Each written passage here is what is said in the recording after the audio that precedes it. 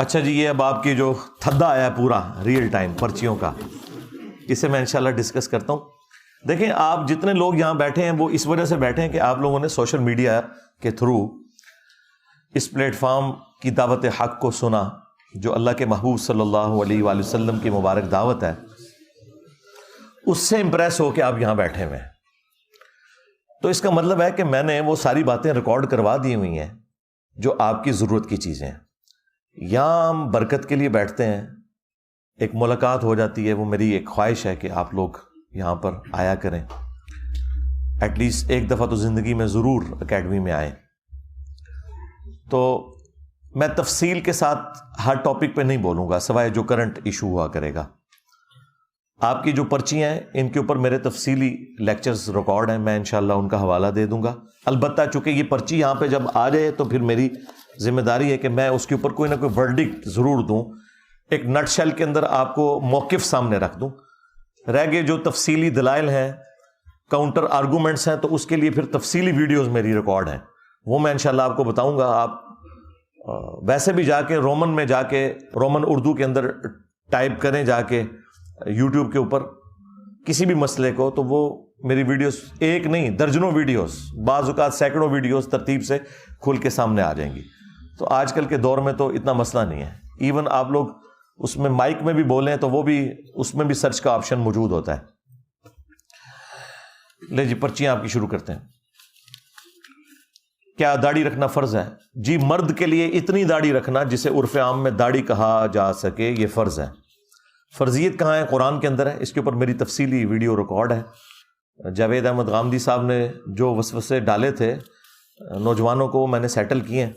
آپ جا کے داڑھی لکھیں انجینئر محمد علی مرزا اور ساتھ غامدی لکھ دیں، میری تفصیلی ویڈیو ایک ایک ریفرنس کے ساتھ اپلوڈ ہے. قرآن میں بالکل واضح حکم ہے کہ شیطان نے اللہ تعالیٰ سے کہا تھا کہ میں تیری مخلوق کو ابھاروں گا کہ وہ تیری تخلیق کو بدلیں گے. وَلَآمُرَنَّهُمْ فَلَيُغَيِّرُنَّ خَلْقَ اللَّهِ، سورۃ النساء نمبر 119. اب یہ داڑھی تخلیق کو بدلنا ہے، کیونکہ مرد کو اللہ نے داڑھی دی ہے، عورت کو نہیں دی. عورت کی نکل آئے تو اس کا شیو کرنا ضروری ہے، اور مرد کی نکل آئے تو کم از کم اتنی داڑھی رکھنا جسے عرف عام میں داڑھی کہا جاتا ہے، جس طرح شاہد افریدی صاحب نے رکھی ہوئی ہے، باقی ہمارے کئی کرکٹرز نے رکھی ہوئی ہیں. اتنی داڑھی رکھنا مرد کے لیے فرض ہے. مٹھی داڑھی رکھیں تو اچھی بات ہے، وہ سنت ہے. البتہ اتنی داڑھی کہ جسے عرف عام میں داڑھی کہا جاتا ہے وہ رکھ لی جائے تو آپ گناہ کی کیٹیگری سے باہر نکل جائیں گے. باقی بخاری مسلم میں تو نبی الاسلام کے فرامین موجود ہیں. اس حوالے سے جو کاؤنٹر آرگومنٹ رکھے جاتے ہیں اس کے لیے میری تفصیلی ویڈیو دیکھ لیں. کیا دو سجدوں کے درمیان رفع الیدین کے آپ قائل ہیں اور آپ کرتے ہیں؟ جی، میں قائل بھی ہوں اور کر بھی لیتا ہوں، لیکن یہ رفع الیدین جو ہے یہ نبی الاسلام کا ہمیشہ والا نہیں ہے. کبھی آپ نے کیا، کبھی چھوڑ دیا، اور ہم بھی کبھی کبھار کرتے ہیں اور کبھی کبھار چھوڑ دیتے ہیں. تو اس لیے اس رفع الیدین کے اوپر وہ سختی نہیں ہے. سختی والے وہ 4 رفع الیدین ہیں جو بخاری مسلم میں ہے. نماز شروع کرتے وقت، ہر رکعت میں رکوع میں جاتے وقت، اور رکوع سے اٹھتے وقت. 3 ہو گئے. اور چوتھا یہ ہے کہ آپ جب تیسری رکعت کے لیے کھڑے ہوتے ہیں تو اس کا سٹارٹ بھی رفع الیدین سے کرنا ہے. آپ نے کہا تھا کہ مغرب تک ظہر اثر جمع کر سکتے ہیں. ایسے تو نمازوں کے اوقات 2 ہی رہ جاتے ہیں، ظہر اثر مغرب عشاء اور فجر. 2 کیسے رہ جاتے ہیں؟ 3 ہیں بھائی. مغرب تک کا مطلب یہ نہیں کہ آپ نے مغرب تو سٹارٹ ہوگی غروب آفتاب کے بعد. غروب آفتاب سے پہلے اس میں بھی آخری جو 10-12 منٹ ہیں اس میں نماز نہ پڑھی جائے، اس سے پہلے پڑھ لی جائے. تو وہ 2 اوقات نہیں ہیں، وہ دن ہے. جیسے ہی تھریش ہولڈ پوائنٹ آئے گا کہ سورج غروب ہو گیا تو وہ اگلا وقت شروع ہو گیا. آپ ان دونوں کو اکٹھا تو نہ کریں، ورنہ تو پھر آپ عشاء کا وقت جب ختم ہوتا ہے تو فجر کا وقت داخل ہوتا ہے، تو پھر آپ کہیں گے کہ عشاء اور فجر بھی ایک ہے. نہیں، بہت فرق ہے. صبح صادق ہوگی، پو پھوٹے گی تو فجر کا وقت داخل ہوگا، اور رات کی سیاہی وہ ختم ہو جائے گی.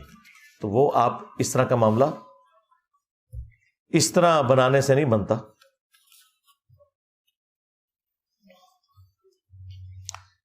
قبر میں 3 سوالات ہوں گے. 3 میں سے پہلے 2 سوالات غلط ہو گئے تو اگر آخری سوال درست ہو گیا تو جنت میں جانے کی اجازت ہوگی انشاءاللہ. اگر پہلے 2 غلط ہوئے تو تیسرا لازمی غلط ہوگا. یہ دنیا والا معاملہ نہیں ہے کہ نیکیاں کم یا زیادہ، نہیں، وہ سوال کے جوابات وہی دے گا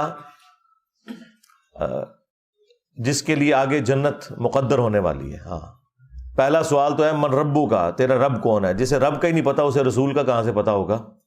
ہاں، دین کا کیا پتا ہوگا؟ وہ تینوں کے تینوں سوالات کا آنا ضروری ہے. ہمارے معاشرے میں لوگ 3 یا 4 مہینے کا بکری کا صدقہ یا ذبح کر دیتے ہیں. کیا اس جانور پر ظلم نہیں ہے؟ کیوں؟ جو بڑی عمر کے جانور ہیں وہ بابے ہو جاتے ہیں کہ انہیں ذبح کرنے کا ثواب ہوتا ہے.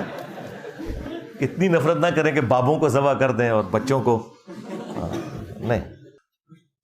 اگر وہ ذبح کرنے کے قابل ہے، اس کے اندر سے گوشت نکلے گا، صحت مند ہے، تو آپ ضرور ذبح کریں. ہاں، کوئی لاغر سا کوئی بکری کا بچہ ہے تو اسے ذبح کر کے آپ کو ملنا کچھ نہیں، کھاری کاٹنی پڑنی ہے، تو اس میں کوئی مسئلہ نہیں. یہ بلٹ فار دا کل ہے، یہ اللہ تعالیٰ نے بنائے اس لیے کہ انسانیت کی خدمت میں. ہمیں یہ ظلم لگ رہا ہے نا. وہ جانور تو خوش ہیں کہ جس کام کے لیے ہم بنائے گئے اس کام کے لیے ہم استعمال ہو رہے ہیں. باقی جو آپ جانور کو تڑپتا ہوا دیکھتے ہیں یا تکلیف کا شکار، تو ظاہر ہے وہ ایک نیچرل چیز ہے. وہ اس تکلیف سے، اس کی انسٹنکٹ کی وجہ سے، وہ ظاہر ہے کوئی بھی شخص جو موت کے قریب جاتا ہے تو وہ اسے برا ہی سمجھتا ہے، چاہے انسان ہو یا جانور ہو. یہ اللہ تعالیٰ نے ایک نیچرل چیز رکھی ہوئی ہے. ایون جو مؤمن ہے، جو موت کو زندگی پر ترجیح دینے والے ہیں، ان کے بارے میں صحیح بخاری میں آیا کہ اللہ تعالیٰ فرماتا ہے کہ مجھے کسی کام میں کوئی تردد نہیں ہوتا سوائے ایک کام کے، جب مجھے کسی مؤمن کی روح قبض کرنی ہوتی ہے، کیونکہ وہ مؤمن موت کو ناگواری کی شکل میں دیکھ رہا ہوتا ہے. کوئی شخص دنیا سے جانا نہیں چاہتا. یہ اللہ تعالیٰ نے ایک نیچرل رکھا ہے. اگر یہ جذبہ نہ ہو تو لوگ خودکشیاں کر لیں، اس زندگی میں رہیں ہی نہ. یہ زندگی کی محبت اللہ تعالیٰ نے ڈالی ہے.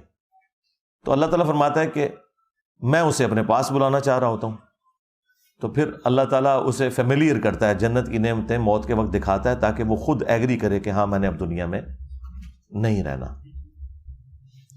تو یہ جو جاندار ہیں ان کے ساتھ بھی یہی والے معاملات ہیں.